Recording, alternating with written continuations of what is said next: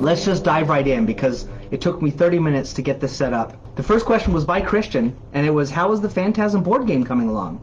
We reached out to Don Coscarelli's agent. If you don't know, Don Coscarelli is the writer-director of the first 2 Phantasm movies, and I think he was involved in some capacity in 3, 4, and 5, which are not as good. The first 2 are horror film classics, just amazing, amazing horror films. One of a kind, truly one of a kind horror films. Phantasm 1 and 2, if you're not familiar with them. Don Coscarelli, last year, we reached out to him because I wanted to do a Phantasm board game, and he said, yeah, sure, let's meet at this horror convention. And it was going to be like in March of this year, like 2020. So if you remember what happened in March, COVID-19 struck. So, you know, we didn't meet with him or anything, and it all fizzled. We forgot about it. So we will, maybe when COVID-19 is a fading memory, we will reach back out to him and see where it goes. He seemed really nice his agent seemed really nice in the few short conversations we had, and open to the possibility. I don't think so. We'll see. The second question was from Luke Mirthwaite, and it's not about penguins for some reason, so that's good. It's about the final renders for game trays. Okay, so for those who don't know, we're doing some games. We have hired game trays to do really big and impressive custom-made vacuum trays for the Gods War second printing from the Gods War Kickstarter and the long-awaited and delayed Hyperspace Kickstarter. So I printed out, when I was looking at these questions, I printed out some things. I don't think I can do a screen share or anything on a live video, so this is kind of podunk, but the way the Hyperspace game trays are going to look is really, really cool. I thought I showed some of these on the Kickstarter update a while ago, though. But basically, what you have is a series of trays that stack on top of each other, and these are kind of terrible pictures, but basically what you have is you have a tray in the middle that has spaces for the common things, like all of the hexagons for making the hyperspace map. You have trays for all the tokens and common things and all that stuff, and then you're going to have trays on the side. So kind of imagine this with stacked up trays. You're going to have a section for all of the colored units, like for the 6-player colors, and then every single civ is going to have its own little mini tray that has the 6 miniatures that are unique to it. And I actually can't remember. Oh yeah, and the home planet. So it has the home world, any tokens it needs, like the Venge have the friendship tokens, for example, and the 6 miniatures, the either 2 super ships and 4 ground units, or vice versa if it's 4 and 2. So it might never be that way. Might always be 4 ground and 2 super ships. But regardless, the 6 units that it has. I don't think I don't think those slots carry the Civ sheets because those are larger, so that might be in their own cavity for all of them. But you kind of have it where each Civ has its own tray, almost everything but the Civ sheet. So bottom line is they're going to be epic. Sorry that might not give you like a really good mental picture of what they look like, other than they're awesome. All the stuff that Game Trays is showing us is pretty cool. Okay, sorry, I'm going to take a break from the submitted questions and answer the ones coming in on the side, just because I want to. So Patrick McGrath asks, I know Willow is a code name, but does it have anything to do with the movie? No, sadly it does not. I can't remember why I came up with Willow for that code name, but that is a role-playing product, I think, and there's a convoluted reason it's called Willow. There's no way you'd figure it out from that, which is kind of usually my intent for those. I come up with the code names. Nice storage trays are my second. Yes. You're going to be called out forever now. Yes. As for Phantasm, it really is a science fiction film, more than horror. No, it's horror. I mean, yes, it's sci-fi as well. Spoiler alert, this movie's 40 years old, so tough. Spoiler alert, there is a part where they kind of have a link to another planet, but it also could be another dimension, Scott. I would say it's horror. Just, yeah, I don't know. It's, plus to me, horror, not going to continue with that. But Phantasm is horror, not sci-fi. Don't be fooled. All of the Phantasm movies, all 5, by the end, it's more sci-fi. Look, I own and like numbers 3, 4, and 5, but numbers 1 and 2 are head and shoulders better, and they're more consistent in their vision of the Phantasm universe, so to speak. And 1 and 2 are not only the best, but they're for sure horror. Yes, Alexis Perone, Alien is both horror and science fiction. You're right. But Phantasm is just horror. Phantasm 1 and 2, I would say. Yeah. Sandy always tells me, growing up, Sandy always said that when he was a kid, they just had monster movies. There wasn't like sci-fi, fantasy, horror, whatever. Like you went and you saw the Monster That Challenged the World, which is a great 50s black and white horror movie. It's sci-fi and it's horror. And there's no dividing line, which I think is awesome. I love movies like that. Slither is a good one from 15 years ago. Now we put everything in genre categories, and that's not always the best. But hey, Jeff, Phantasm 3 is straight horror. Yes, Phantasm 3 is straight horror. Do we know what modules are coming next with the subscription? Yes. And that's a question, but I'll just do it right now. So actually you can see a preview of the book covers on our website. If you go navigate on our website to the Cthulhu Mythos Role-Playing is the game line page. So we organize our website by game lines. You look at the Cthulhu Mythos Role-Playing, and there's a sub-tab for that called campaigns. And right there you can look at what's coming next. You can see Ghoul Island, which is the first one. That wasn't the subscription one, that was a Kickstarter, but Ghoul Island had 4 sagas. And then Yig Snake Granddaddy is just finishing up. The next is called Dark Worlds, where the players go to Yugoth. And it's a super awesome and amazing adventure because it has, well, you're on Yugoth, right? So there's all of these environmental things, there's all these weird special stuff they added to fight the fungi of Yugoth. It's really more of sci-fi, but with the trappings of fantasy because you start in a 5e world, right? And then you go to Yugoth. So that's what's coming next, and I'm going to talk about the one that comes after Dark Worlds. So in the Dark Worlds one, just by the way, we use the Cthulhu Wars map, or Sandy rather, used the Cthulhu Wars map of Yugoth, right? And he took that and he said, I want this to be the basis for a campaign. So it has the Green Pyramid, it has the slime molds and all of those things, the radiation wastes, has all these terrible places where PCs, player characters, can be killed by the environment, plus horrible Cthulhu Mythos monsters. And I'll talk about the thing that comes after that one in a little bit. How is PG weathering the COVID-19 storm? Besides delays, do you foresee any further impacts in your business? Yes, I will say that COVID-19 has been devastating to us. Like truly devastating. Probably shouldn't say much more about it. I mean, I think we're, weathering it slowly but surely, but it has not been pretty for us. It's been really bad. Lost lots of revenue from distributors who stopped buying, right? Because the retail stores closed shop, so the retailers didn't order from the distributors, and the distributors didn't order from us, right? I know we're a Kickstarter-based publisher. We do all of our new stuff, especially our big stuff, on Kickstarter. We've only done a few direct-to-market things, but we're doing more of that as time goes on, and a lot more, especially in the role-playing side of things. But what a lot of people may not know is we actually get a large chunk of our revenue from distribution, and that was heavily impacted by COVID. So I would say COVID has affected us majorly. So it is what it is. I think COVID has affected a huge number of businesses, and I wouldn't say that we're the most affected or something. I have no idea. COVID has been discouraged on the planet. So, but we're weathering it. And I think we're going to pull through, and hopefully things will be good on the other side of this COVID pandemic. You never know. Wondering what is in store with Cthulhu, intrigued in the 5e Mythos. Sounds like you need to pick up the Sandy Petersen's Cthulhu Mythos for 5th edition.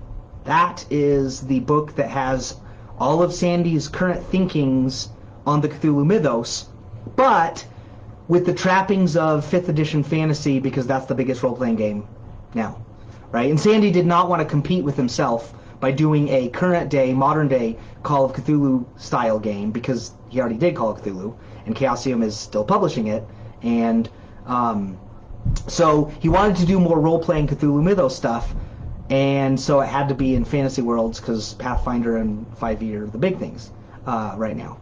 So That's why it's all 5e fantasy. Secret, Sandy himself doesn't actually play 5th edition D&D.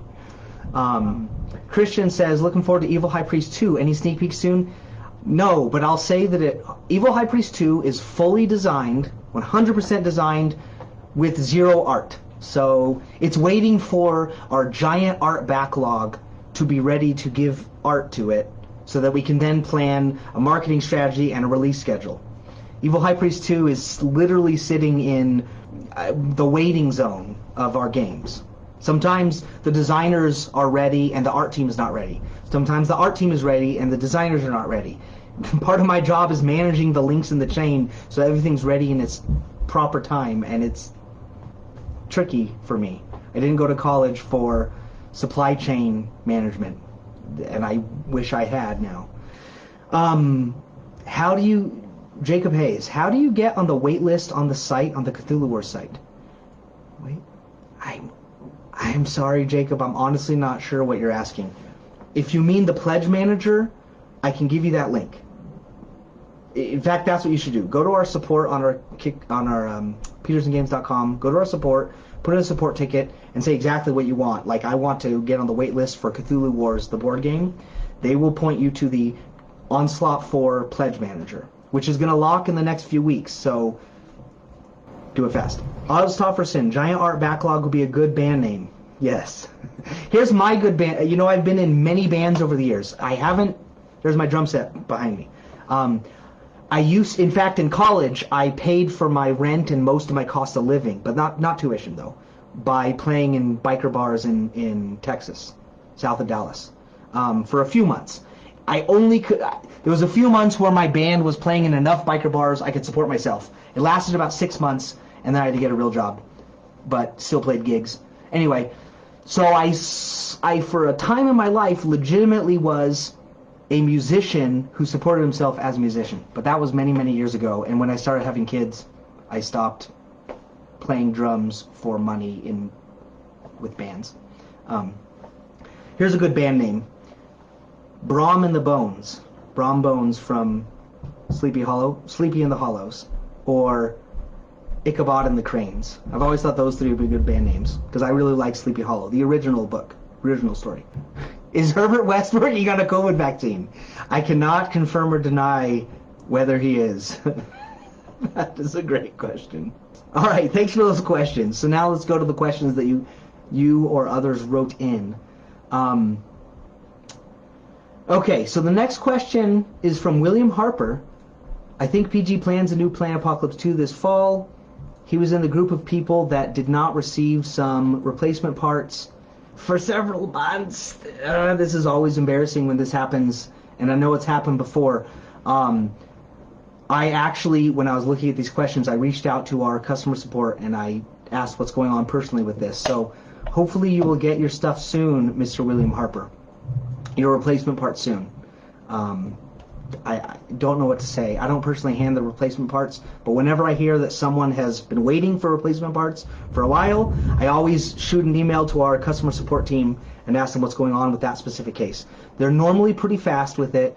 Usually replacements are one of those things where the guy who sends them will wait a few weeks, not a few months, a few weeks, for the replacement requests to come in and then do it in a batch. So he only does it once or twice a month. But if you've been waiting for 3 months, then you shouldn't have been. So, Willie Gazin, I'm sorry to hear that. We're waiting for a replacement since January. You should not have. That is way too long. I can't look into your specific situation right now, but I'm sorry. Let me publicly apologize. You should never have waited 9 months for a replacement part. We reorganized our entire customer support team a year ago to not have delays like this ever again. So I will look into that. And by the way, I always accept personal emails from anybody. It might be a bad policy, but our company's small enough I can do this. If anyone ever emails me, Arthur, A-R-T-H-U-R, like the king, at petersengames.com, I usually respond. Now, I don't always respond within 24 hours or something, but I'll respond to anybody who emails me about anything. Okay, so the Rising One figure, the Haster, how large is it supposed to be and what color is it supposed to be? All right, I do not have a prototype to show you, but I can tell you all about the size. First of all, it's going to be yellow, and it's going to be super huge. And when I say super huge, it's a 221 millimeter diameter circle. So let me show you this. All right, this is Cthulhu from the Cthulhu Wars game, and he is about. I wrote some notes here. He's about 8 inches tall. Okay, so the base diameter for the Haster Rising figure is 8.7 inches diameter wide. So the base is a little bit wider than this, like this, right? So this base is super tiny compared to the Haster Rising base, which is like this. Imagine a circle that this line is creating the diameter of, but actually 0.7 inches wider. So Haster Rising's huge. The height is actually, well, the height is lower than this. The height is going to be to about here. But he's way wider and thicker, and he's just huger. He's not super tall, but he has a ton of mass. In other words, he's going to be bigger than Dire Azathoth, which is currently the biggest miniature we've ever made. So yeah, expect the Haster Rising miniature to blow you away when he is here. He's using way more molds than we originally thought, which is a problem. Von Cockle, I understand a couple of my God's War replacements are waiting for the full print run. Yes, that is correct. So there's certain situations, not Cthulhu Wars per se, but God's War, Arachne Solara, and other things that we're fixing those with the God's War 2 print run, which is not finished. So those replacements are going to necessarily have to wait. Yeah, like Storm Champion. Yeah, you have to wait for God's War 2 to exist, unfortunately. Okay, so Russell Williams asked, following up on our conversation a couple of Gen Cons ago, is there any thought to providing officially sanctioned storage for Petersen Games? No, because we get kickbacks from big cardboard, right? So we need big boxes and... No, I'm kidding. We have tried and gone down the route of storage solutions, like official storage solutions, several times, and there's too many angles about it that makes it just untenable for us as a company. I mean, I may be wrong about this, but there's not a lot of publishers really that do a ton. Well, maybe there are that do like official storage solutions or stuff. Maybe I'm wrong about that. But basically, we've talked to Battle Foam several years ago. I think during Onslaught 2, we've talked to Miniature Market. They have their, I forget the name of their brand. They have their brand on their website that does like gaming gear, and they have like backpacks and storage solution type things. Oh, George just answered something about the replacement parts. But yeah, storage solutions are really, really tricky because you need a sizable print run for them to be, like, if you're doing a dedicated storage solution for a specific board game, you need a minimum order quantity that makes financial sense, and we're never going to get that. Even for Cthulhu Wars, which is our biggest selling game, at this point, first of all, at this point, it was released originally in 2015. It's 5 years old. It has more and more and more expansions coming out all the time. A lot of our Cthulhu Wars fans have already created their own storage solutions. Making like an official one now would be just crazy because like the customer base in some ways for that has shrunk because people have already created their own storage solutions. So it's just not viable. It's hard to explain why in a live chat. But maybe I'll do a production diary on storage solutions. To be honest, they're probably never going to happen. The way we're doing them now is by partnering with game trays to have the board games inherently come like that. That's what we did for Hyperspace. That's what we did for God's War during God's War 2. Now that Cthulhu Wars has done its final onslaught, we're probably never going to do it for... Sorry, Cthulhu Wars. We're never going to do a Cthulhu Wars, unfortunately. I know that's a shame. Or maybe the final onslaught isn't as final as we thought. I don't know. This is a secret. Sandy has told me privately there are certain things that would make him go back to Kickstarter for Cthulhu Wars, but they're unlikely. They honestly are unlikely. So maybe if we ever do another Cthulhu Wars Kickstarter, we'll do a game trays for Cthulhu Wars, but don't count on it. Really, really don't count on it. Shouldn't have said any of that because it's not going to happen, right? The chances are this small. All right, Kelly Page, when are the close dates for Pledge Manager? So I have a standard operating procedure, so to speak, of closing the Pledge Manager when tooling is finished. Unfortunately, tooling is often a crapshoot for us. We've had lots of issues with tooling on many of our projects, and COVID has not helped for recent projects. So, but I usually post on the Kickstarter with the Kickstarter update, like tooling, I'll say Pledge Manager is closing now, So I'll tell you in the Kickstarter updates for sure. Okay, next question from Nathan. Again, Nathan Beitler. What are the colors of the Civ ships in hyperspace? Don't say flesh tone. They are flesh tone. Alien gray flesh tone. Like from Mars or something, the grays. So they're going to be gray neutral. Yeah, flesh tone is like the stupidest thing because it's like saying, what's the color of a car? What's the color of skin? Well, it depends. There's lots of colors, right? There's lots of colors for cars. But these will be alien gray flesh tones. Okay, and so the way it works is, if you're not familiar with hyperspace, the way it works is you have common ships in 6 colors common to everybody, and then you have your unique Civ, one of like 24 or whatever, and those are in gray, but then you have the 6 colors as colored rings that snap onto the bases, standardized base sizes for the Civs. So that's how you see what you have. All right, Darren Semin, are there still plans to publish Chase Norton's strategy cards for the Cthulhu Wars neutrals? Yes. Yes, we are. Any chance that the Anubi of Abaddon Cthulhu Wars faction might see official PG publication? No. There's a billion, zillion, trillion fan-made factions, and some of them are really good, but the only one I see being officially published, because I personally want this to happen, is Adam Starks' Chthonian faction. I forget what it's called, but it's basically Chthonians in different names. I like that faction a lot, and I have actually told Sandy and Lincoln that we need to publish that one. Talk to Adam, see if he's open to having us publish that faction. But the problem is we also need Brian Lumley's permission and make it officially Chthonian. That might be after the Final Onslaught Kickstarter, if we did like a Brian Lumley Chthonian faction for Cthulhu Wars. But we've tried 3 times to get Brian Lumley's rights. It has never happened. It's always been hard. We're actually trying a 4th time now because recent things have made it maybe possible, but it's very slow going. If we ever actually get Brian Lumley's rights, I can see a Cthulhu Wars Chthonian faction, and I would want it to be based on Adam Starks' version, fan variant one. Speaking of fan variants of Cthulhu Wars, this is not a question or anything, but recently Petersen Games stumbled across this video of this guy who said, Cthulhu Wars is not good value for its money because it's so expensive and there's cheaper 4X games or strategy games. And it's like, yes, but Cthulhu Wars is like so much better than all of those games, right? It's 5 times better, 10 times better, But one thing it made me think of is like a lot of games.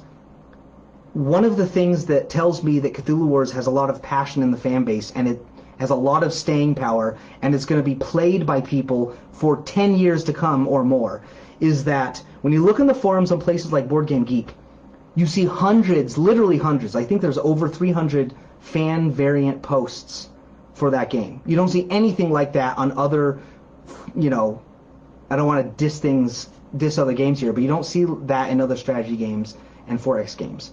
Including games that I love and own and play a lot that are competitors, if you will, to Cthulhu Wars. They don't have this kind of fan variant love, and I think it's because the Cthulhu Wars game system is so powerful and can handle so much fun, interesting, and creativity to add to it that it's going to stand this test of time. I mean, it's, some games I play from the 80s, like Civilization. One of my all-time favorite board games is Civilization. It's been around since the 80s. Cthulhu Wars is going to be around when the 20-teens is the equivalent of the 80s, right? See what I mean? Is that going to be the case for all of the current competitors for Cthulhu Wars? Not all of them. I think Cthulhu Wars, that's why I think Cthulhu Wars is worth it. Yes, Vaughn, you're correct. They are luxury products. Yeah, I mean, Cthulhu Wars it's a luxury product, yes. Yeah. I think I'll be playing... Luke, I'm with you. I don't have grandkids, but I do have kids. I'm going to be playing Cthulhu Wars with my kids and with my kids' kids, because it's awesome. Okay, now the schedule is delayed. Is there a possibility of still adding to our pledge? Yes! We have a few more weeks left for... If you're talking about Cthulhu Wars, which you said you are, this is from Kareem Ko. Yes, we'll be locking in a few weeks. All right, we have 2 rules questions, and you guys who have been fans for a while, you'll suffer through these noob questions. Okay, so someone asks, Eva Elo asks, Dreamlands map Dune phase. We're checking for Bull's activity and attack. The Bull's in the 5-6 Citadel area. There's no gate, so we have to roll a d6. What happens if the result is again 5 or 6? Answer, the Bull stays there. It's that simple. So he doesn't attack. It would be the same as if he rolled a 3-4 and there were no gate there. The Bull moves or stay. The bull goes to wherever the roll says, if there's not a gate in his area already. Because if that's the case, he just stays there and eats the gate. Okay, second question. Great Cthulhu has a lonely acolyte in a territory with an enemy Great Old One. He decides not to retreat the cultist, but to battle a unit in another area, using his own Great Old One's Devour ability to instantly kill it, and fulfill his spellbook, kill or devour one unit in battle, and receive a spellbook which is Devolve. Can he immediately after that use Devolve to swap the threatened acolyte for a deep one, in effect saving him from being captured? Or at the time when he takes the Devolve spellbook, his action is already over and is not legal to Devolve anymore? Okay, you probably didn't follow that, but whether you did not, the answer is you get the spellbook right after the battle, before the next turn's player's action, which means you can immediately use Devolve and protect your acolyte in that specific situation. There you have it, Eva Elo. When this video is turned into a YouTube video, you can slow down the audio. I don't know if that was too fast for you to follow, but... Okay, Brian Frederick asks, what kind of game, if any, have you as Petersen Games not to bring life for any reason? That's hard to answer. I don't know. There's a lot of types of games out there. We've tried to do a lot of things, though. We've done kids games now because of my Fairy Tooth game last year. We've done role-playing games. We've done recently a roll and write game, the Unlocking Insanity. We're doing mass market games kind of now with 2-Minute Dino Deal. We've done miniatures game. We haven't done like a true miniatures game like Warhammer 40K, you know, where you have miniatures and it's tactical. We do board games, not miniatures games. I'll tell you that if God's War had been bigger than it was back in 2016, Sandy had plans to make 3 more games set in the world of Glorantha. So with the God's War, if you don't know about Glorantha, you can divide the mythology of it into 4 periods. There's before time, which is the time period of the God's War game, and then there's First Age, Second Age, Third Age. And each age has lots of specific things in the mythology and history relevant to that age, which is part of what makes Glorantha such an exciting, interesting, and unique fantasy world. Anyway, Sandy was going to make a 2-player game for the First Age, the Gabaji Wars, in which one side is Arkit, the other side is Nicelor. Those who know Glorantha can know that would have been a super awesome game. Then he was going to make a Second Age game about... basically the possible destruction of Glorantha, in which it's co-op, and everybody is playing the old gods and the elemental gods, collectively trying to stop the evil god learners, Empire of the Worm's Friends, Eranoru Elf Empire, Eastern Seas, Six-Legged Empire, the False Dragon Ring, and Kralerella. Basically all the empires that are potentially destroying the world, like the god learners, you are co-op and you're preventing the world from being destroyed, which is what happened in the mythology, right? What are they? The gift bringers of the sending gods came and like obliterated all these potentially destructive empires, and that was a possible time that Glorantha as a universe could have been destroyed, one of the times, and so that would be a co-op game where you prevent the destruction of the universe. That was Sandy's third game for Glorantha. The next one was going to be a Third Age game, in which it's the end of the Third Age and it's the Hero Wars. He designed less about that, but unfortunately the God's War was not like a super huge hit. It wasn't so big that it was like, oh my goodness, we need to make more and more Glorantha games, which is a shame because Glorantha is the most awesome gaming fantasy universe out there, period. That's my opinion. And so I would love to have more board games based in it, but Sandy has gone on to do other things. So one day I'd love to visit those games. All right, Brian Frederick then asks, since Onslaught 4 is the final Kickstarter for Cthulhu Wars, Will you be going through distributors to ship these products? Yes, we already sell a lot of stuff to distributors, especially Cthulhu Wars. By the way, if you don't know, our second biggest game line now is Planet Apocalypse. So Cthulhu Wars is our biggest game. Here's all our other games. Here's Planet Apocalypse. It's our second biggest game line in terms of retail. So that's exciting for us. We have almost like a second hit, you know. What is your favorite game or games you have designed? What about ones you haven't designed? I hate to break it to you, Brian. I do not design games. I'm the project manager. That's a question for Sandy. I have designed 3 games, 4 Petersen Games, one of which was published last year, the Tooth Fairy game. It got terrible reviews. No one likes it. So I feel shame that we released it. But it was 4 games in one, at least. My kids and the kids that live on my street has a lot of kids, a lot of people my age with kids, my kids' age. They all loved it and loved it before we made the game. So that was like my playtesters. The reviewers hated it, though. So that was not my favorite game to design. I also designed a game called Marry the Monster. That'll come out in this next year, and 7 Vampires, which is probably my favorite game I've designed. George thinks that'll be a good game to release to retail. But sorry, you're asking the wrong guy about game design. I do not do game design, really.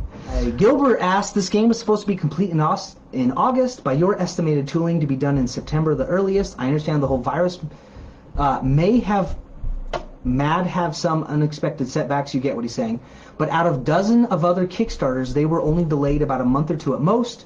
Why is this being delayed what appear to be multiple months to a year before we get these in hand? That is the worst type of question to answer, but I get it. I understand if there's other Kickstarters that are not as delayed as our Kickstarters. I can't really speak to what's going on with other Kickstarters. I really can't, and I can't say why they are not having as much trouble as we might be for a certain project.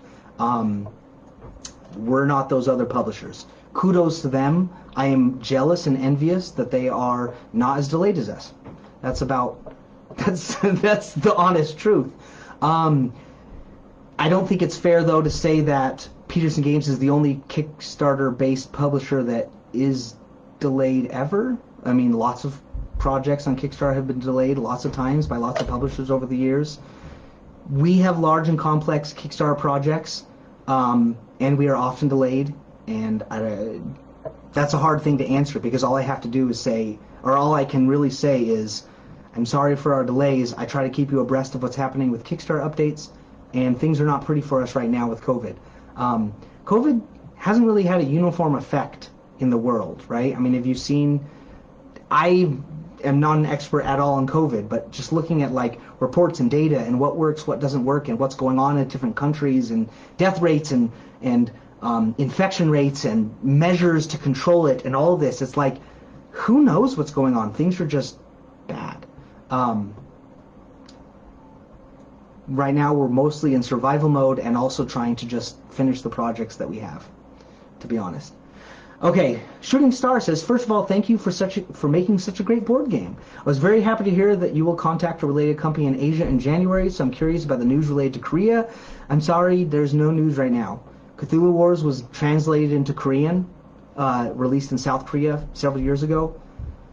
Right now, there's nothing going on with Korea and our games. If you know, tell your favorite Korean publishers to contact us, and we'll loop them to George. I'm going to look real quick, take a pause from my questions that were submitted, the written questions, and go to the comments and see if there's any questions here. 8-Bit Attack and Evil High Priest are more in the usual price range. Yes. We are doing some lower-priced games. I mean, this company was founded on Cthulhu Wars, which is a premier expensive game. But you have to remember, the very second game we put on Kickstarter, well, the second was Cthulhu Wars for French, but the second game that wasn't Cthulhu Wars was Theomachy, a much cheaper card game. So we've actually done more, in the early years we did more large games with miniatures, but we've actually always been doing smaller games from time to time. Richard Karneski asks, what other figures are you looking at getting the Hasta Rising and Harbinger Cthulhu treatment? I love that question. Everything. I want to do everything. Every year or 6 months, we're going to be doing more of these dire things, right? Dire, Cthulhu, Dire Azathoth, and then the Dire started out really as a joke. We're not calling them all Dire. And then we did the Harbinger Cthulhu, and then the Haster Rising. Some people in Petersen Games, probably Tony, he hates it when I say spoil things. I like to spoil and tease things. And certain things I never will spoil or tease. Certain things I do. This is one I think I want to. The next one that we're doing, I'll give you a cryptic spoiler, a cryptic thing. The next big miniature we're doing as a one-shot thing, which we won't put on Kickstarter until after Haster Rising is delivered. But when we do it, which will be early next year sometime, it's going to actually have 4 miniatures, one of which is super huge. And the other 3 are like not appendage miniatures, like other miniatures that go along thematically with the main one. So try to figure that out, what you think it might be. And then after that, we're going to do others for sure. I want to do everybody. Windwalker, Sleeper, Opener of the Way, Nyarlathotep we might not do. Because Sandy said we did Nyarlathotep already with the Onslaught 4, with the... No, Onslaught 3. I don't remember. I can't even think. Whichever Onslaught had the 4 Nyarlathotep things. Onslaught 3, it was. The Shadow Pharaoh and the Bloated Woman. It was Onslaught 3 because it's delivered. Shadow Pharaoh, Bloated Woman, Haunter of the Dark, and the Dark Demon. That's like the equivalent of the Haster Rising, Harbinger Cthulhu. So we may not do Nyarlathotep, or maybe we'll do him at the very, very end. I don't know. But I would love to do Shub. I would love to do purple, light blue, orange. You can't really do the ancients. Ubos Athla, I would love. You know, who knows. But the next one has 4 figures, so figure that out. Scott Rose, Azathoth. Nope, Azathoth is not the next big Harbinger. We already did Dire Azathoth. That kind of counts, right? Dire Azathoth is the Azathoth. Harbinger and Dire Cthulhu are the Cthulhus. Haster Rising is the super yellow sign one, because it also has the king in yellow. So the next one is not... we're done with Cthulhu, we're done with yellow sign related, the 2 yellow sign related Great Old One, and we're done with Azathoth. Unlocking Insanity is an excellent roll and light. Thank you, Tim Aberley. Not a question, but I agree with you. The design team on that is this epic pair of designers, Tony Mastrangeli and Jeff Petersen, who unrelated to Petersen from Petersen Games. And Unlocking Insanity is a fun game. It introduced me to roll and write. I didn't even know about roll and writes, except for Yahtzee. Archit vs. Lysanor, which is Gabaji, or is it both? That's a question for Sandy, and Sandy would probably tell you both. Or it depends on your perspective, right? Some of my favorite memories about Greg Stafford before he passed away was talking to him at conventions about Gabaji. That stuff is magnificent. Tim Aberley, I'd love to see a PG pick-up and deliver game. What's pick up and deliver? What genre is that? Deck builder. Lincoln loves deck builders, like playing them. Lincoln is our junior designer. Tell Lincoln, email him, tell him that we want to do a deck builder. He actually was going to do a deck builder a few years ago. That project never went anywhere, and he's been doing other things. I would like to see a deck builder from Petersen Games as well. Deck builders are difficult because it is a huge amount of... I don't know this for a fact because we've never done deck builders, but deck builders seem to me like a game that takes an extra amount of design time. And we already have a lot of backlogs on our designs. So doing a deck builder means we're going to take a long time to make it. It's not going to be here for a long time. We're just not excited about the possibility, frankly. Any plans to do an epic dungeon crawler campaign-style game? Planet Apocalypse is a dungeon crawler, kind of. Dinosaur 1944 is kind of... I mean, they're more tower defense than they are dungeon crawl, but... yeah. I don't know. I mean, right now, Gloomhaven rules the roost for the epic story campaign game. I don't see us really wanting to compete in that kind of specific way. I think Kiasim are working on a new redo of Dragon Pass. Yeah, that's my understanding as well. They're redoing Dragon Pass. I'd also like to see the never-made Masters of Luck and Death board game. I actually talked to Jeff Richard about it and said, we should do that. And he was like, yeah, I'd love it if Sandy designed it. But the conversation was more of a just fun, enthusiastic conversation about possibilities at Gen Con. It was not concrete. But it would be cool if Sandy did a Masters of Luck and Death game, which is about a game that I don't know the history. Sandy would have to tell you. I think it was like a game that Chaosium was going to make way back in the day, never made it, and it was set in Glorantha. It's about the competition for I'm blanking, but in the Holy Land with the 6 countries about who's going to be the king or the pharaoh of the Holy Land. Have several Kickstarter projects that are delayed. Yes, we do. What I like to say, and what my talking point is, if you will, is that there's 2 things. One is we've delivered over 250,000. I should probably look at those numbers again because it might be over 300,000 by now. We've delivered at least over 250,000 discrete products, like product boxes, to tens of thousands of backers over the last 5 years. So having currently some delayed projects is, to me, it's like we deliver, we have a track record, we have a super solid track record, we've delivered a lot of games and projects, a lot of really big ones too. I mean, like huge ones. Cthulhu Wars, Cthulhu Wars 2, Cthulhu Wars 3, The Gods War 1, Planet Apocalypse, right? 5 supermassive games with lots of miniatures. So the current ones that are outstanding, we will also deliver, although they're currently delayed, and that's a shame. The other thing is that I think is a talking point. I don't say this on Kickstarters, but I feel it personally. I think it personally is that I'll be more candid with you than on a Kickstarter update. How about that? Is that we always have launched new projects with unfinished projects, with the exception of the very first Kickstarter from Cthulhu Wars. Every single other Kickstarter we have ever launched, since the second one until the most recent one, we've always had at least one Kickstarter, previous one, that had not yet delivered when we launched that one. So any project you've ever backed, we've always had other ones that haven't been delivered. Whether they were delayed or not, they weren't yet delivered. And it's kind of like, that's how you have to work as a company. You have to have projects in the pipeline and some things going at certain times. You can't like do a Kickstarter, deliver it, then do another Kickstarter, unless you're a tiny fly-by-night or moonlighting company. What's the word? Can't think of the word. We all have full-time jobs at Petersen Games. We have to have enough projects for our company to actually survive.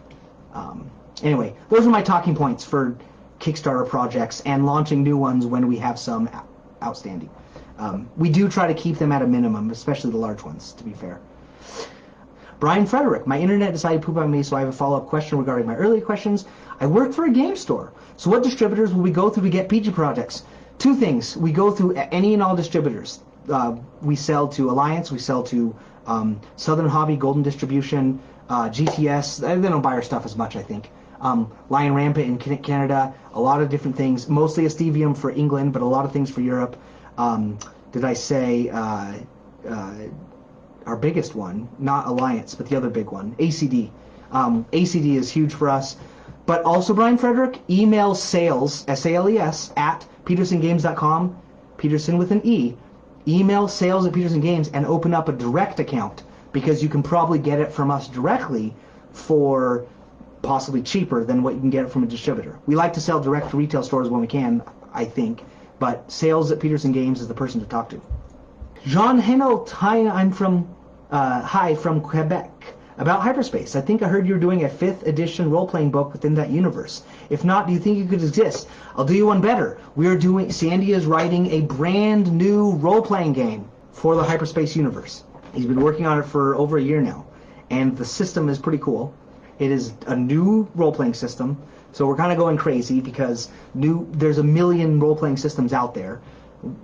Might be best to not use a new system, but to use 5e or something like we did with Sandy Petersen Cthulhu Mythos, but hey, it's where we are right now. Von Cockle, I compared delays to the Massive Guide to Glorantha. Most of the delays seem up. I know, right? That took forever. Which, by the way, I have read only the first volume of that. I plan on reading the second volume someday. I recall the massive delay in OS2 and the lack of communication I had when getting info. Yes, sorry about that. OS2 is a long time ago, though. Hopefully I do better communication now. People still complain about my updates or lack thereof sometimes, but I think I'm now pretty consistent. I was consistent for like a year or more with every week, or almost every week, and now I'm doing every 2 weeks because of COVID and lack of real updates that are needed. Kept you waiting. And even now, sometimes I have a non-update that I'm chastised for posting. When is Hyperspace Novel due out, and when it will be published hardback? I really need to read it. First of all, Luke, it's a super good book. It's written, it's edited. It's basically, we're going to release it soon, like in digital format, EPUB or whatever. But the hardback will have to come later. Okay, next question from a Nathan. Arthur, I always like to throw out a few fun questions that are not necessarily about the topic at hand to get to know you better. Thanks. What is your favorite genre of literature? And what is the last good book you read? Science fiction and horror, hands down. Although I also read a lot of nonfiction, mostly military history. I read fantasy from time to time. I read a lot of mythology too, like Bullfinch's mythology, like real mythology sources. Okay, I wrote down, for this question, I wrote down what I read in the last few months. So the last few months I finished Moominpapa's Memoirs, which is the third book of the Moominpapa series. I read that with my eldest daughter. I had read it before. If you haven't heard of the Moomin Troll books, they're super cool. They're from Finland, or I think they're Finnish. It's possible they're Norse or Swedish, but I think they're Finnish. Anyway, the Moomin Troll books are cool. I recently read The Maltese Falcon. I've seen the movie before, but I'd never read the actual book. I also read The House of the Worm by Gary Myers. I had never read that before, believe it or not. And a short book called Arachnophile by Betty Rocksteady, which is a very weird fantasy horror book. Very short. And I recently finished The Myths of the North American Indians by Lewis Spence. And I've been reading, the past year, I've been reading a lot of books on the Eastern Front of World War II, about Russia, or the Soviets first, Germany. And I also finished reading, a couple months ago, a survey of socialism in the 20th century, which, I won't go into politics, but I am really not a fan of socialism. Sorry if you are. I just am not a fan of socialism. All right, next question. Other than hyperspace, of course, what is your favorite 4X game? Civilization, hands down. I absolutely love the original Civilization from the 80s. It's like the perfect 4X board game. I super love it. Even though it takes hours upon hours to play. I don't care. I love it. All right, what is your favorite place to play games, at home or a local game store or at a convention? Definitely with friends. I play games with friends. Not that I dislike playing with strangers or new people, but I like to be at my house or my friends' houses or cousins' houses. I'm biased, also not biased, but I'm like this because I grew up in Sandy's house playing games with friends at Sandy's house. Oh my goodness, I just noticed. We have an invader. Hey, Amelia! My 8-year-old is hiding. Hey, little Binky Bunky. I love you. I have 4 adorable daughters that are amazing, but they're also a handful. Okay, who is your favorite superhero character and why? By the way, sorry to everyone else. This guy asked these questions about me personally. My favorite superhero is Spider-Man. I read him in the 90s growing up. I had subscriptions. I convinced my mom to get me subscriptions when I was like 14 to all the Spider-Man in the mid-90s. Amazing Spider-Man, Web of Spider-Man, Spider-Man Unlimited, there was one just called Spider-Man, all the different Spider-Man subscriptions. By the time I was halfway through high school, I think I stopped reading them, but basically Spider-Man. And for me, it's not just because I read him as growing up, but the original stories from the 60s I really loved of Spider-Man. The fact that he was just a regular guy. You know, he was in high school, he was bullied, he had to get a job as a photographer. James Jonah Jameson, whatever his name is, like, hated him and propagandized against Spider-Man. He had to deal with like laundry and regular day-to-day concerns like a normal person. I guess that's kind of true of Clark Kent and right, you know, he's the kind of the nerd with glasses and stuff that but it's not the same. I think Peter Parker is much more down to earth than almost any other superhero's alter ego, at least at the time in the 60s. Not that I was from the 60s, but I read that stuff. I got anthologies of that, you know. And that's why I like Spider-Man so much. Also, his origin story is the most epic. It's the most touching. The whole, with great power comes great responsibility. That touches me. I really love Spider-Man. Okay, Roberto Arguedas, I think is your last name. My partner and I really enjoy the full sweep of Planet Apocalypse and Quarantine as a two-player game. However, a lot of the diversity of the full pledge of the game is out of our reach, especially with characters that seem designed for 3 to 4 players. Will there be attention given to two-player adaptations of old and new materials in the new Planet Apocalypse Kickstarter? Not especially. My suggestion, Roberto, is you and your wife each have 2 heroes. That's how you do it. Or you could each combine control a third, although that might lead to who's really controlling that hero. So I suggest each of you control 2. It's a little bit harder, a little bit wonkier, but I mean, the game's not that complicated. You can run 2 characters just fine. That's how you do it, in my opinion. Rip Odobrowski. I know you. You ask, how many times must one log an issue with support before getting resolution? I have 3 tickets for the same thing back since April 23rd and no response for months. I am so sorry, Rip. I apologize. It absolutely should not take this long. I followed up today, actually, with Nathan about this, and I apologize for it taking this long. It really shouldn't. All right, M. Bartz asks, if a giant question I'm not going to read, but it's basically about the timeline of the Cthulhu Wars core game and the final onslaught and retail. So let me just say up front, because the question kind of asked this, we never ship stuff to retailers before backers from a print run or a Kickstarter. Not to say we haven't ever made stuff just for retail, but for example, the stuff we're making for the Onslaught 4, like the reprints and stuff, when it's ready, it's not going to go to retailers first. It will always go to backers and retailers at the same time, or backers first, then retailers. So, and as an example, we're going to be printing the Cthulhu Wars core game earlier than the other stuff because our factory is able to do that, is the long story short. And so, even with COVID. And so, we are going to be printing an extra amount of the core game, enough for the backers, and then a larger amount also for retailers. We're going to be shipping it to the backers and also sending it to the retailers. Retailers never get stuff first from us, ever. They never have, never will. All right, M. Bartz asks, you indicate the core game will be shipping to retailers. Same question. Never will it go to retailers first. It'll either go same time or backers first. Our sales manager is very much make sure this is the case. Jonathan, what comes after Yig for subscribers? The answer is Dark Worlds. Dark Worlds I talked about earlier from Yugoth. It's awesome. And then after the Dark Worlds is done, so all of these, no surprise, all of these sagas are in 4 acts, so they're across 4 months. So there's 3 a year.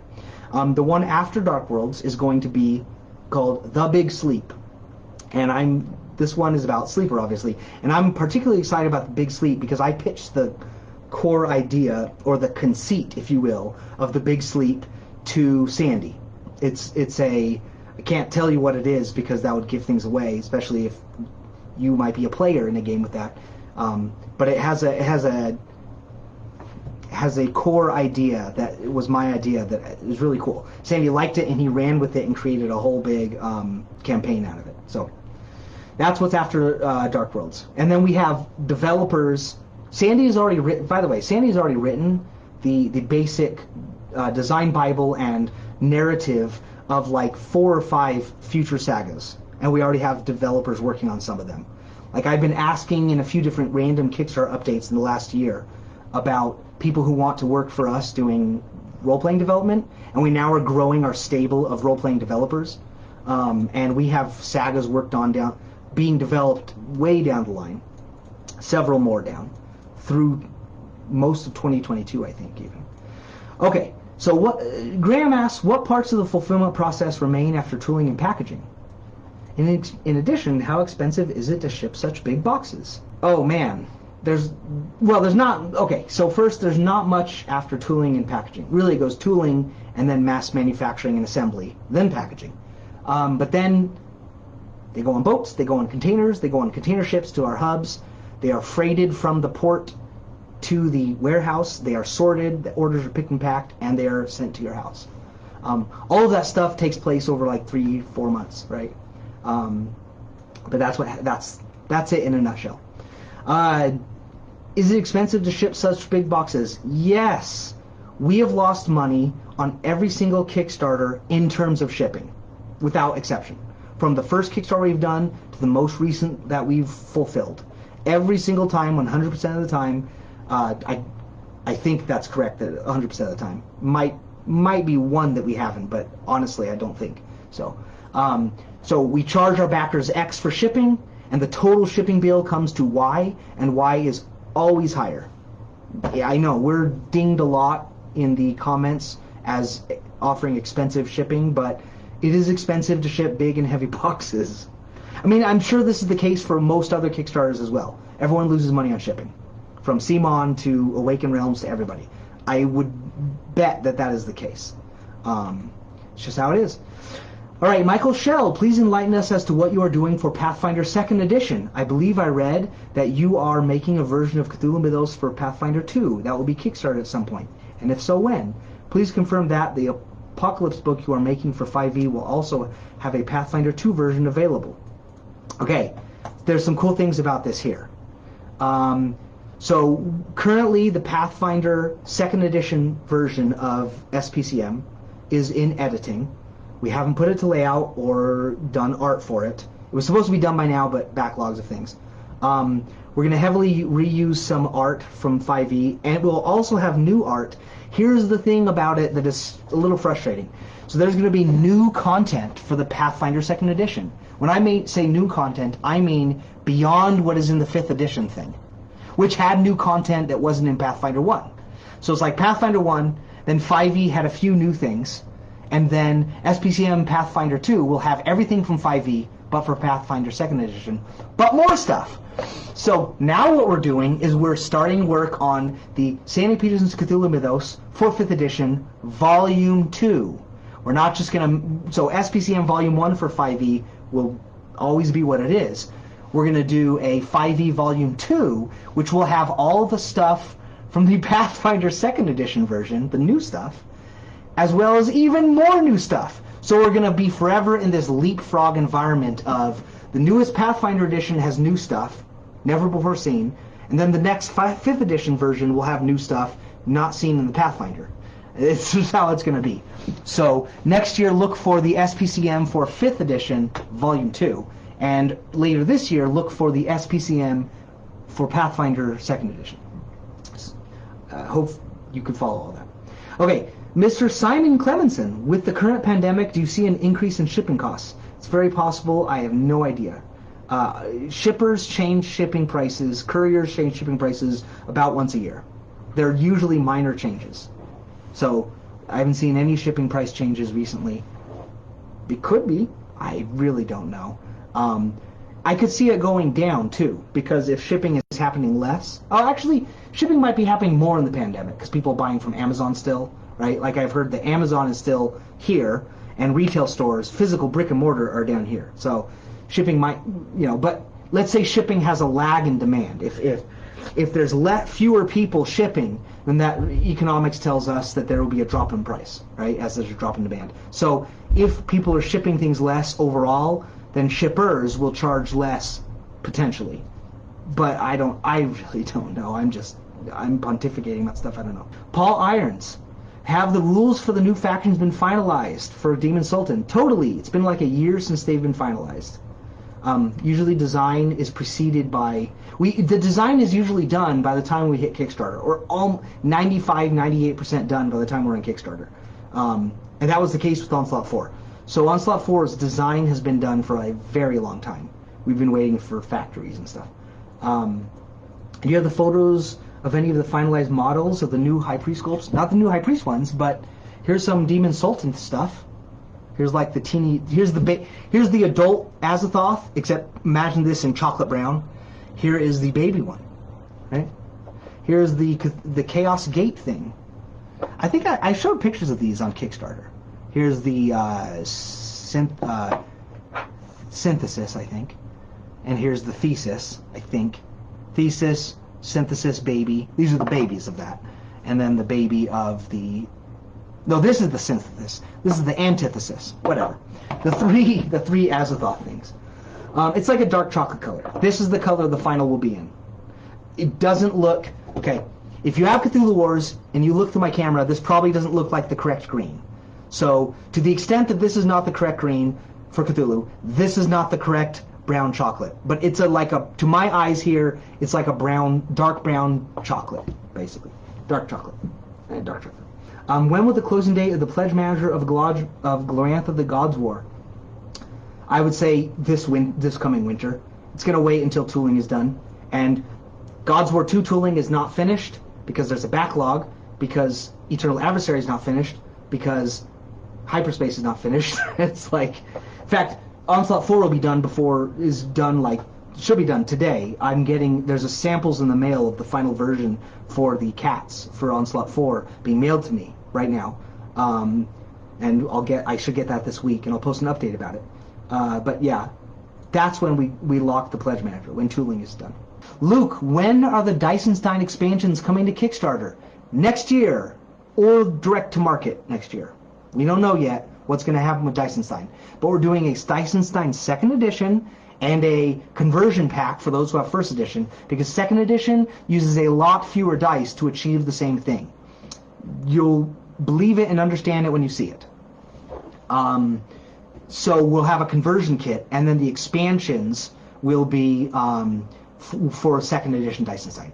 That's 2021. How many cans in yellow have you had today? Do I look hyper or something? I have had some caffeine today, although I try to drink no calorie, no sugar, no caffeine, no nothing, just flavored sparkling water. My brand of choice, here's my plug, Clear American. I did not. Sorry, I'm late. Any update on production of Hyperspace? No, there was actually no questions about Hyperspace production. There's not really any updates. We are waiting for tooling to be complete, and it's not going to be complete for another several weeks. Read my last update for anything about that. The Real Pit asks, are you going to completely remake the Arachne Solara figurine, which is the worst of all? Not exactly remake, but we are going to retool and fix the legs. Yes, it's underway. It's part of the it's part of the Gods War 2 production. Everybody from Gods War 1 who had a faulty Arachne Solara will get a replacement. Same with Crag Spider. Jamie Bergman asked a few questions. What's the usual timeline for formation of an idea to a Kickstarter? Easy to answer. It ranges. It ranges from like 5 years, literally, to... Okay, here's the story. It's a quick one. Planet Apocalypse was first conceived of in 2013. Okay? 2013. It went to Kickstarter in 2018. So that's 5 years. Sandy was talking to me one day outside of a playtest for Cthulhu Wars. This was after the Cthulhu Wars Kickstarter, but this is like way before the manufacturing was even 10% complete. This is the early... I was not even an employee at the time. And we were talking... But Sandy's my dad, and I went to a playtest. And I was asking him, what's going to be your next game? Because even though Cthulhu Wars wasn't finished, I wanted to know. This is before Orcs Must Die. This is before a lot of things. And Sandy said, well, I want to do a game based on Doom, the video game that he worked on extensively. And he said, I want to have the artist be done by... Because this was at the time that Richard Long had already split. He was like, I'm done with Green Eye Games, and I want to go to do other things. And so Richard Long left Petersen Games, which was not even called Petersen Games at the time. And so Sandy didn't have an artist, per se. And so he said he wants to do a game called Apocalypse. It was just called Apocalypse.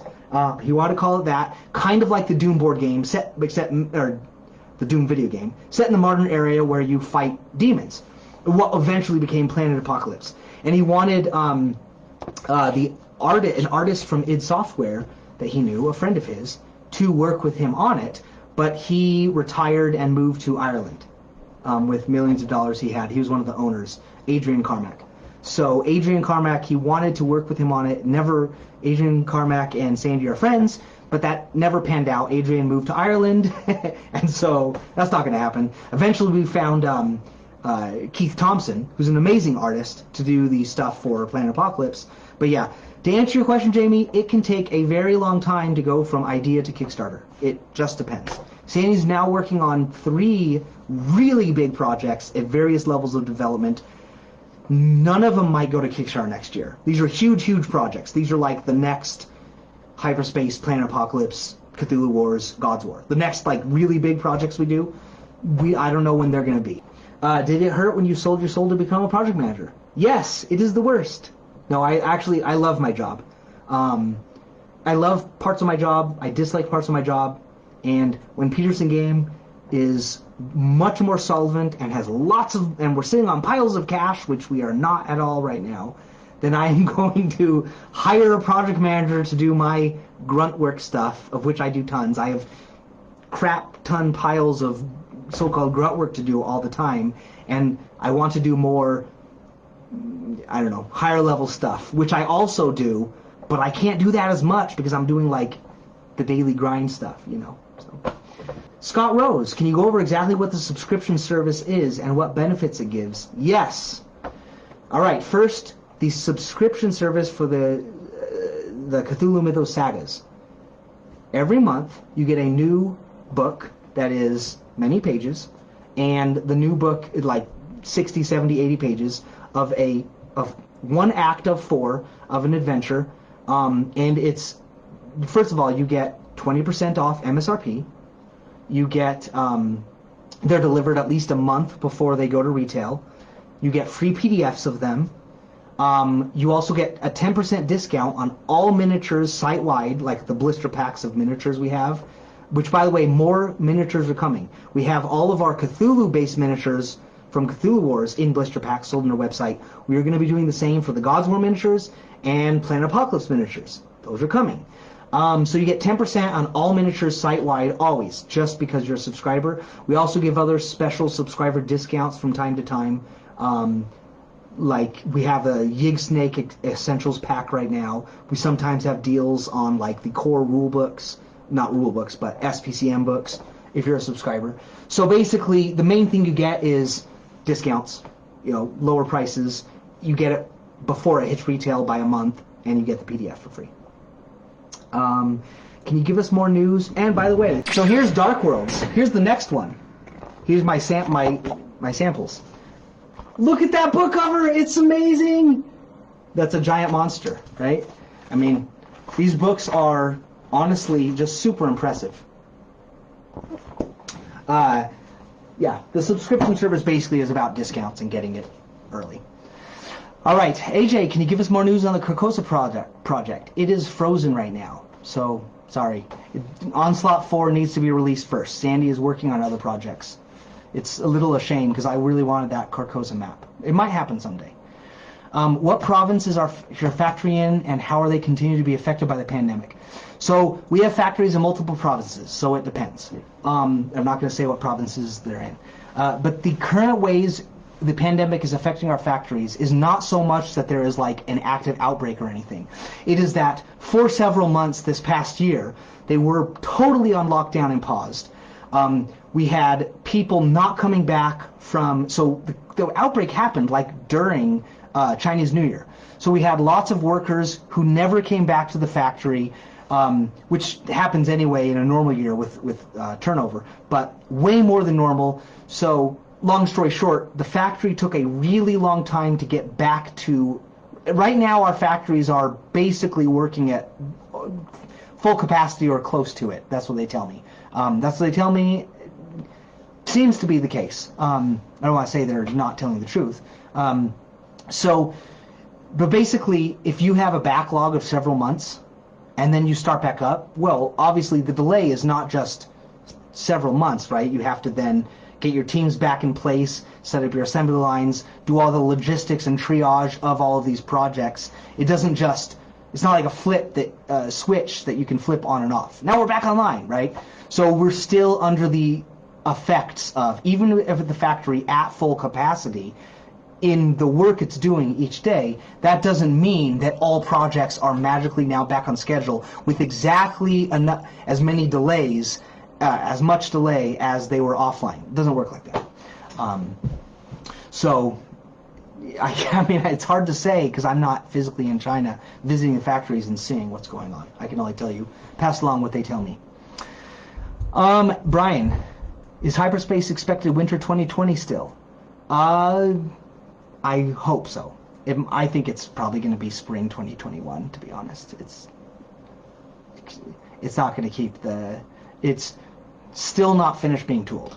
So that's a big red flag too. We still have another 6 months after that, and there's less than 6 months in the rest of this year. So early 2021, I would say. Will there be any further official major gameplay revisions to 8-Bit Attack? No, as far as I'm aware. Lincoln has moved on to other things. 8-Bit Attack is done. It's designed. There was a major update of the errata a few months ago, and I think that's it. Oz Tufferson, Eternal Adversary production. Eternal Adversary is in the queue, so to speak, for tooling. So it's waiting in line after Hyperspace, after Onslaught 4, after... It's in the queue. Once tooling is done with it, we will have more updates. That was one where I originally put about 18 months after the Kickstarter, which would be the end of this year, 2020. It's probably going to be delayed, but I think at this point, probably only a couple months at most. Assuming there's no other future big delays, there's no outbreaks of COVID-19 in China or something else like that. Good time for me to be a fanboy over Keith Thompson. Keith Thompson is amazing. Now he's a friend of mine. From time to time, after having him worked on Planet Apocalypse, from time to time I will we'll email each other about horror movies we've seen recently. Keith Thompson's a big horror movie fan and a personal friend of what's his name? Guillermo del Toro. So, guys, thank you for being here. Thank you for staying for the entire 95-minute shebang. I told Sandy and Christine, our business manager, I would do this for only 60 minutes, and I'm here for 95 minutes. So, thanks for sticking around. And we might do this a little bit more often. I think once a year is not enough. Because I always get feedback afterwards and during, like in the comments right now, thanking me for the answers and stuff. I know I try to write Kickstarter updates, and I try to respond to Kickstarter comments on those updates.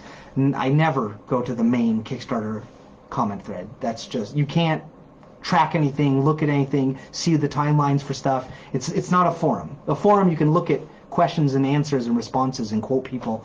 Kickstarter comments is just a giant ladder of nonsense, so I never go there. But the comments on an update I read and try to answer. And I try to give you information on a Kickstarter update, but I know I don't always succeed, so I think these town halls hopefully are helpful. So, all right, guys. Thanks. Thanks, Scott. Thanks, Vaughn. All right, have fun at 3 a.m. in the UK.